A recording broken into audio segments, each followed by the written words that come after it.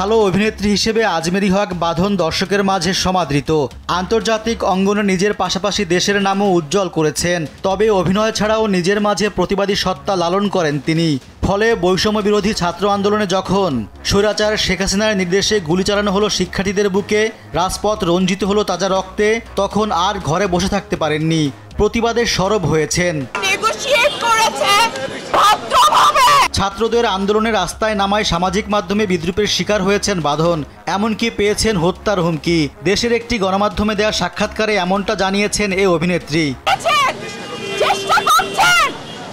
বাঁধন যেদিন আন্দোলনের শরিক হন সেদিন থেকে মুঠোফোন ফেসবুকে ভয়ানক সব হুমকি পান। তিনি বলেন, আমি যেদিন থেকে ছাত্রদের যৌক্তিক আন্দোলনে মাঠে নামি ওই দিন থেকেই আমাকে ফোনে খুদে বার্তায় ফেসবুকে মেরে ফেলার হুমকি দিয়ে আসছিল, অ্যাসিডও মারতে চেয়েছে। আমি ভয় পাইনি, কারণ একসঙ্গে আন্দোলনের দিনগুলোতে ছাত্রছাত্রীদের চোখে মুখে যে আগুন দেখেছি, আমি নিজেই তাদের কাছ থেকে সাহস সঞ্চার করেছি। তবে বাঁধনকে সবচেয়ে কষ্ট দিয়েছে কয়েকজন শিল্পীর আচরণ। তিনি বলেন, বলতেও খুব খারাপ লাগে। সহশিল্পীদের মধ্যে অনেকের সঙ্গে আমার কাজও হয়েছে। তারা ছাত্রদের পক্ষে মাঠে তো ছিলেনই না, উল্টো আমাকে ভয় দেখিয়েছেন, ব্যঙ্গ বিদ্রূপ করেছেন। এমন কাজে কষ্ট পেয়েছিলাম। তবে তাদের প্রতি আমার কোনো বিদ্বেষ নেই। প্রতিহিংসা মানুষ দেশকে পিছিয়ে দেয়। গত ৮ আগস্ট গঠিত হয়েছে অন্তর্বর্তী সরকার।